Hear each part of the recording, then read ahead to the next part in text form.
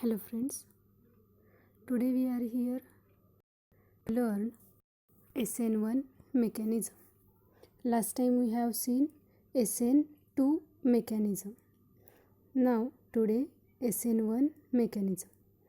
SN1 mechanism means mechanism of substitution nucleophilic unimolecular reaction. Okay. Now here last time we have seen unimolecular means the rate of reaction depends on concentration of only one species, okay, and therefore the reaction is called as unimolecular reaction. Or we can also say the reaction kinetics involves only the concentration of only one substrate, okay. And the example of this reaction is reaction between tertiary butyl bromide and hydroxide ion. Now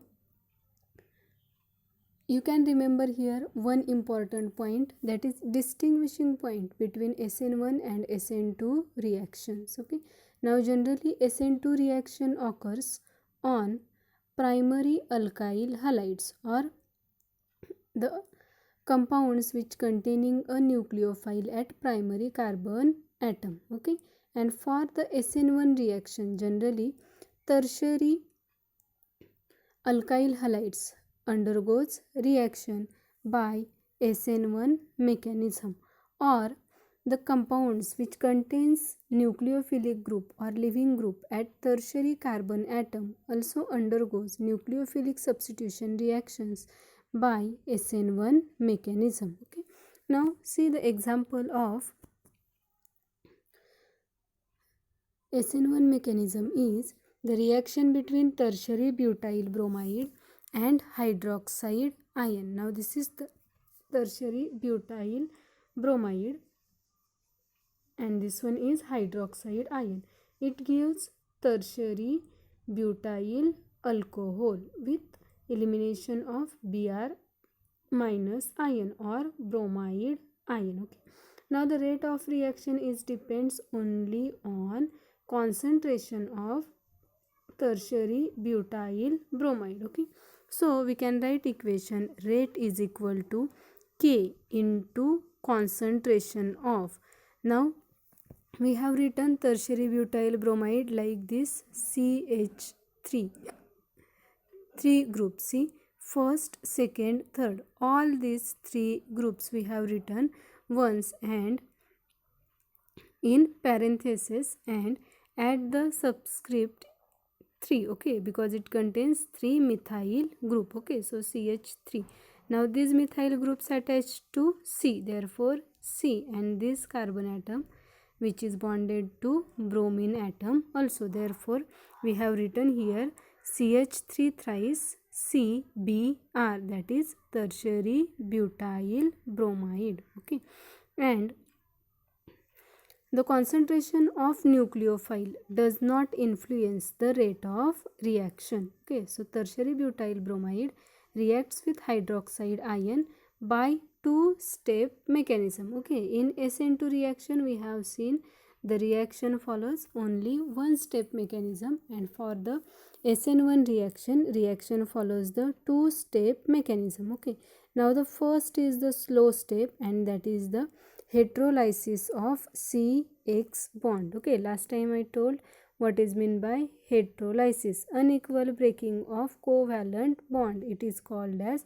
heterolysis, that is the covalent bonding pair of electron is attracted towards carbon atom or pulled by halogen atom, not carbon atom, and carbon atom produce a positive charge or carbocation. Okay, that is by the, therefore the first step is heterolysis of carbon halogen bond, that is the production of carbocation. Now the first step formation of carbocation, and in second step the nucleophile attack on carbocation. Now carbocation means the positively charged species. Okay, so alkyl group with positive charge, okay, are called as carbocation. Okay, now the carbon atom is tertiary carbon atom, and therefore this carbocation is tertiary carbocation. Okay, and the new bond is formed between nucleophile and this carbocation by the electrons of nucleophiles. Okay, so these two steps involves in SN1 mechanism. Okay, we'll see the first step is formation of carbocation. First we have taken only tertiary butyl bromide, which is slow and reversible, step. Okay, so formation of carbocation as a intermediate with elimination of bromide ion, or we can say elimination of halide ion. Okay, and the second step is attack of nucleophile on carbocation. Okay, now this carbocation we are going to take in second step also, and this carbocation and nucleophile, that is hydroxide ion, forms a bond to give tertiary butyl alcohol. Okay, now here for the attack of nucleophile, in this case nucleophile can attack from both sides, that is from the back side of nucleoside present in the substrate, or from the side of nucleophile also. Okay, that is here we have considered the carbocation.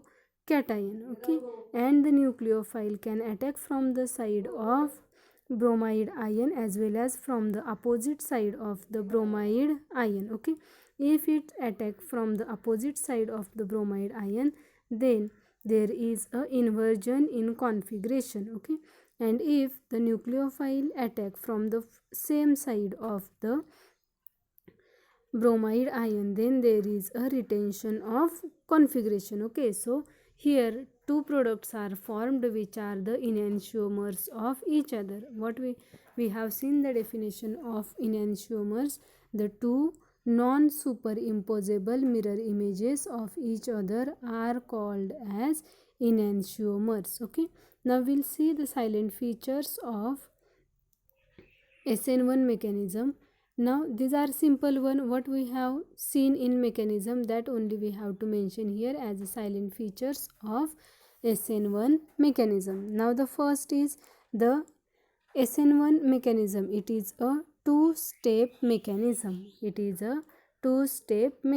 Now second one is heterolysis of CX bond is slow and reversible first step, and it forms a planar carbocation as a intermediate. Okay, now we have formed here intermediate, that is carbocation.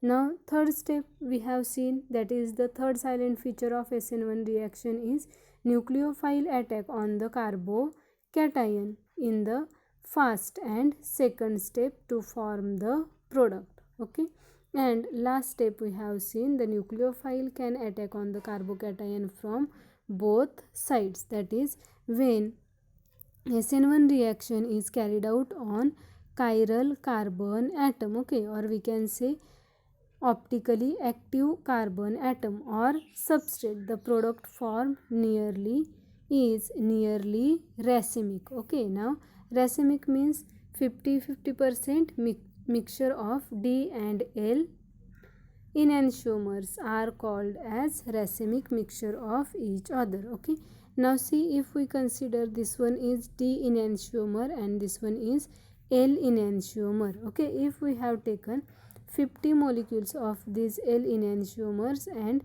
50 molecules of this D enantiomer, okay, then optical activity of one enantiomer is cancelled by optical activity of another enantiomer, or we can say the optical activity of D enantiomer is cancelled by the optical activity of L enantiomer. Okay, that is there is no optically active compound, and therefore it is called as racemic mixture, and the reaction is more, and therefore we can say the reaction mainly proceeds with racemization. Okay.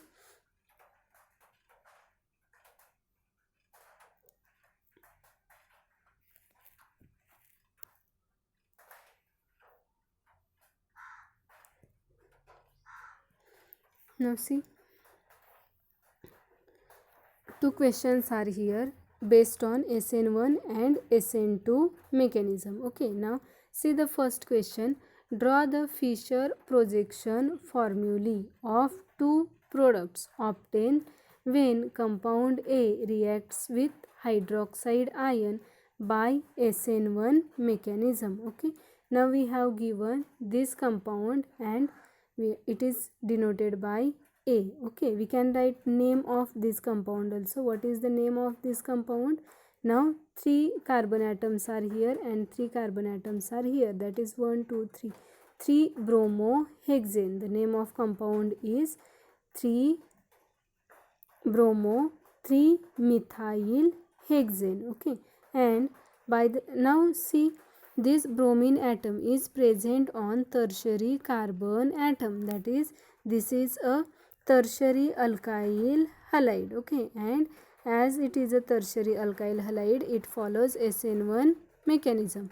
In SN1 mechanism, first step is slow step and reversible step. Okay, so we have written here reversible arrow, slow, and first step of this reaction is heterolysis of CX bond, that is it forms a positively charged carbocation and Br minus ion, bromide ion. Okay, and this carbocation further undergoes hydrolysis or further undergoes nucleophilic substitution reaction.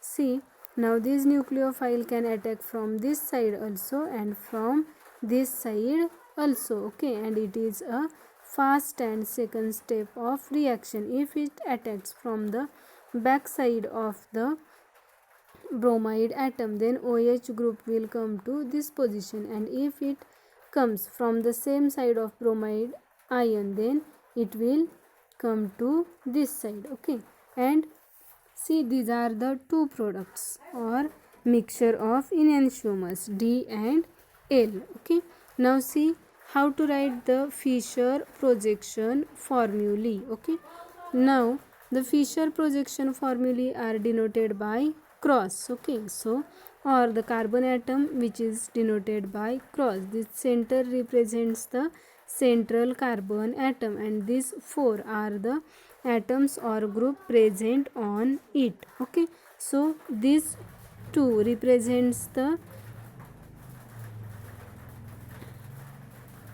above the plane and this 2 vertical line represents the atom or groups present on below the plane. Okay, so write down these 2 C3H7 to this side, this OH to this side, and these 2 alkyl groups on here and here. So we have written here Fisher projection formula for first compound, and this one is the Fisher projection formula for the second compound. Okay, we'll see the next example.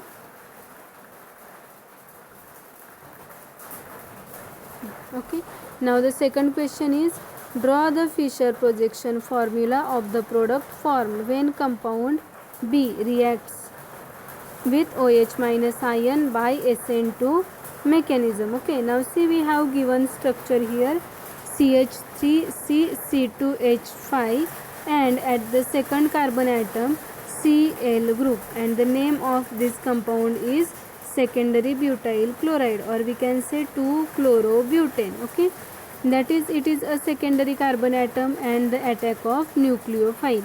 Now we have mentioned in question by SN2 mechanism, and by SN2 mechanism means it follows the only one step. Okay, in first step, partial breaking of carbon halogen bond and partial formation of carbon and nucleophile, that is hydroxide ion, and it forms a penta coordinate transition state. Okay, so we have written here penta coordinate transition state, and further it gives the breaking of carbon halogen bond and the complete formation of carbon and nucleophile, that is a hydroxide group. Okay, it is a secondary butanol, or we can see